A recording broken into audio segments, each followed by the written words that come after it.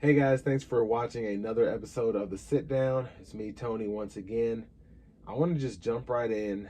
I read an article earlier this week talking about how a lot of black Americans are quitting Twitter or X or whatever it is now because of Elon Musk's, I guess, position in Trump's cabinet now, just his position and how he was able to use all of his money to help Trump win the election.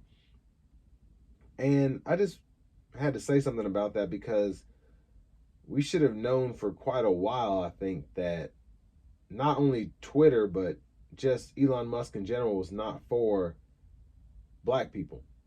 I mean, he's African, but he ain't black, as Joe Biden always likes to say. So it's just, I think it's sad that it's taking us this long to be like, all right, we're finally getting rid of Twitter. This was the straw that broke the camel's back, because you have Trump, who had his Truth Social or whatever, and people were flocking to that just to support him. We should have been creating our own platform just to get away from the nonsense, get away from the hate speech. And I saw a lot of big time celebrities that were showing that they were canceling their X account, and it showed like 2 days ago. And I'm like, it took y'all that long to finally get rid of it? Like, you didn't know what was going to happen? So that just kind of disappointed me, because I think that's one of the reasons we can't ever get what we want as a people, is because we're always worried about what somebody else is doing, or I should say waiting on somebody else to do the right thing. And we should know by now that if you want something done right, you have to do it yourself. And that kind of leads me to the topic I was want to talk about today, is the reparations. I know Trump made that announcement a few days ago, talking about if you were discriminated against at some of these colleges, basically trying to say he was going to give reverse reparations.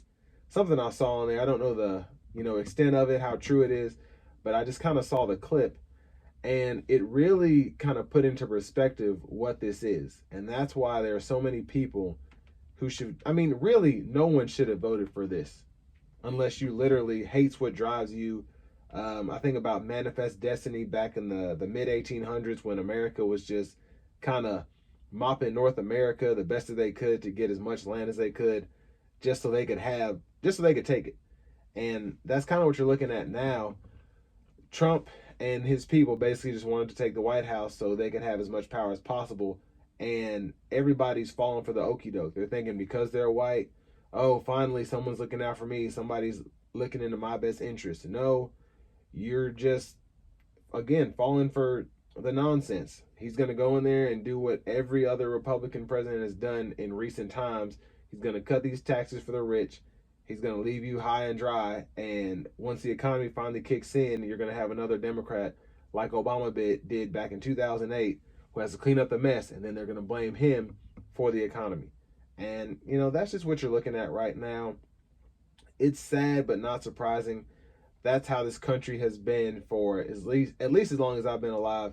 I feel like it has gotten worse since the advent of the Tea Party back in 2010, or the late 2000s, which of course just happened to come after Obama won the election. And you kind of saw the same thing happen from the left side, the liberals, in terms of after a Trump presidency, all of a sudden people just turned out for Joe Biden, who could barely keep up as it was. And this is before he failed that first debate, which led us to where we are now, where Kamala was the one fighting for the presidency against Donald Trump. And of course Donald Trump won. But it is what it is. And you can go ahead and tell me that I don't know what I'm talking about or whatever, but it's simple. It's that simple. You have candidates from the right who are billionaires. You have your Elon Musk, the Adelsons, people of that nature, who are putting hundreds of millions of dollars behind this candidate. And you probably won't even make $1 million in your lifetime. And you're really thinking that this guy's going to be looking out for you, the person that these people are putting their money behind? I don't think so. There's a reason that Elon Musk helped get probably over $200 million for this candidate. There's a reason that Miss Adelson's been putting all this money towards him. And I think a lot of it does have to do with racism, and a lot of it does have to do with just culture, and it goes hand in hand. The rich people want to stay rich, and the poor, the uneducated, the people that look, basically as many people as they can, they want to put in this bubble to fight against each other while they're out here reaping the benefits of the little people fighting over scraps. And that's how the political system has been for at least the past 50, 60 years, I think. And it's, again, it's disappointing, but it is what it is. Now, I kind of want to go back to the, one second, the reparations thing. It was disgusting what Trump put out on the television, talking about, we're going to make sure you get compensated by these colleges because they charge all this money, and they're trying to give it to people who were discriminated against. Basically, again, reverse racism, things of that nature, which is just sickening that you even would have that come to your mind. But this is the same person who just wanted Matt Gaetz as U.S. Attorney General, Elon Musk just to run stuff.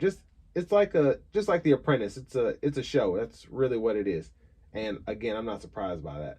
But it is just for the reparations thing, that was a low blow even for him. But again, I wasn't necessarily surprised.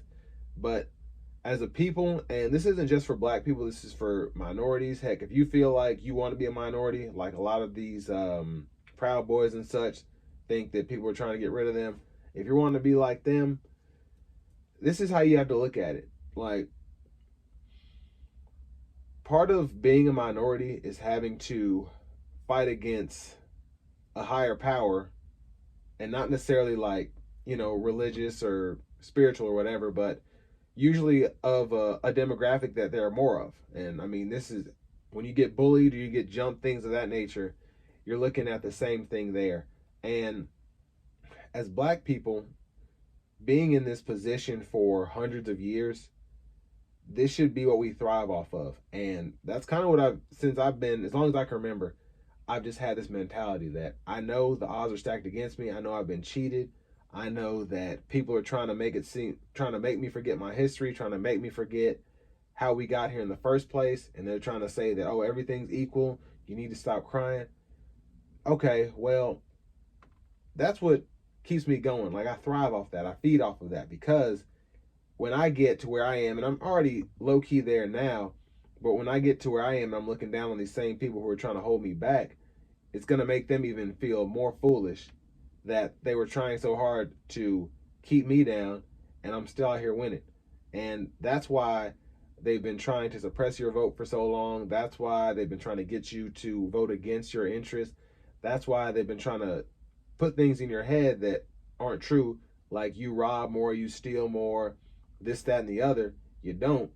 And, data tells us that, but people like to listen to talking points and to people who just put their voice out there. And I'm trying to be the person that you go to actually hear some truth. And yeah, you have to put all 10 toes down and realize you are who you are. This is your fight. And you should just be so happy that they want what you have so badly. That's why you have so many culture vultures out here. They want to be like us. They're trying to keep us down, and they're trying to make us they're trying to get us to sabotage ourselves. And that's why when I make music, I don't ever talk about some of this gang activity and killing other people and all this, because that's exactly what society wants me to do. I make uplifting music. I'm worried about the next generation, making sure kids listening to this are maybe listening to it and like, you know what, I need to study. Not, oh, it'd be so cool to be out here in the streets. So that's just what I wanted to say about the whole reparation situation, because I do feel like, again, you get so much nonsense out there. You get so many lies thrown at you, and there's a reason that this is happening. And God's going to get you. God's got you as it is, and you just have to follow his plan. That's why Dr. Martin Luther King Jr., God rest his soul, he was out here doing the work so that the rest of us could be out here and do our part. So I'm on my Malcolm X at this point. I'm saying what I have to say. If you don't like it, go ahead and dislike and leave a comment and tell me how much of a liar I am and how terrible I am and how I'm uninformed, because I feed off of that. I thrive off of that. And this is just the beginning for me. So thank y'all for watching and stay tuned.